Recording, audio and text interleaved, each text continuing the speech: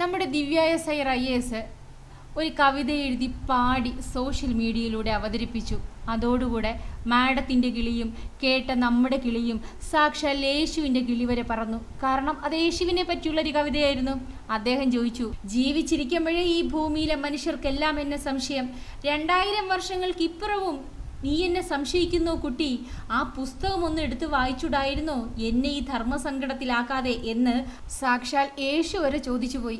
പക്ഷേ യേശുവെ, ഇതിപ്പോൾ കറുത്ത വർഗ്ഗക്കാരനും സ്ത്രീയും ഒക്കെ ആയിട്ടല്ലേ അങ്ങേ ചിത്രീകരിച്ചിട്ടുള്ളൂ.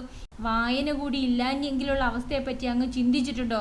അങ്ങയെ പിടിച്ച ആ മംഗോളിയനാക്കിയനും ആ പൂക്കറി കണ്ണുള്ള ചിരിക്കുമ്പോൾ കണ്ണേ ഇല്ലാത്ത, ചുരുക്കി പറഞ്ഞ പതിഞ്ഞ മൂക്കുള്ള ചൈനക്കാരൻ, അതാക്കാഞ്ഞത് അങ്ങയുടെ ഭാഗ്യം. പക്ഷേ ഒന്ന് പറയാതിരിക്കാൻ വയ്യ, കിളിപോയ കവിതയാണെങ്കിലും നല്ല ഈണം, നല്ല സ്വരശുദ്ധി. ഒന്ന് കേട്ടു നോക്കിക്കേ. യേശു ഒരു കറുത്ത വർഗക്കാരനായിരുന്നു എന്നതിന് 3 നല്ല വാദങ്ങളുണ്ട്. 1, അവനെല്ലാവരെയും സഹോദര എന്ന് വിളിച്ചിരുന്നു. 2, അവൻ സുവിശേഷം പറയുവാൻ ഇഷ്ടപ്പെട്ടു. 3, അവന് നല്ല ഒരു വിചാരണ ലഭിച്ചില്ല. പക്ഷേ യേശു ഒരു ജൂതനായിരുന്നു എന്നതിനും 3 തത്തുല്യവാദങ്ങളുണ്ട്. 1, അവൻ അപ്പന്റെ തൊഴിലിൽ ഏർപ്പെട്ടു. 2, അവൻ 32 വയസ്സുവരെ സ്വന്തം വീട്ടിൽ കഴിഞ്ഞു. 3, അമ്മ കന്യകയാണെന്നവനും അവൻ ദൈവമാണെന്നമ്മയും വിശ്വസിച്ചു. പക്ഷേ യേശു ഒരു ഇറ്റലിക്കാരനാണ് എന്നതിനും 3 തത്തുല്യവാദങ്ങളുണ്ട്. 1, അവൻ ആംഗ്യങ്ങൾ കൊണ്ട് സംസാരിച്ചു. 2, ഓരോ ഭക്ഷണത്തിനോടൊപ്പവും അവൻ വീഞ്ഞു കുടിച്ചു.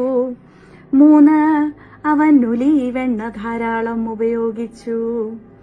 പക്ഷേ യേശു കാലിഫോർണിയക്കാരനായിരുന്നു എന്നതിനും 3 തത്തുല്യവാദങ്ങളുണ്ട്. 1, അവൻ ഒരിക്കലും മുടി മുറിച്ചില്ല. 2, എല്ലാ സമയവും അവൻ നഗ്നപാതനായി ചുറ്റി നടന്നു.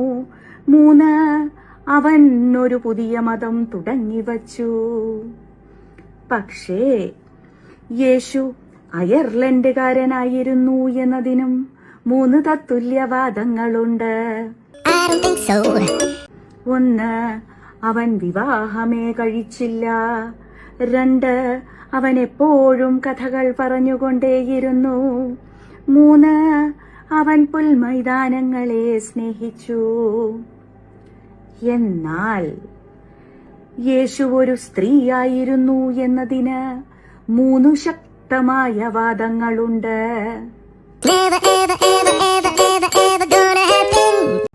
ഏതൊക്കെയെന്നോ?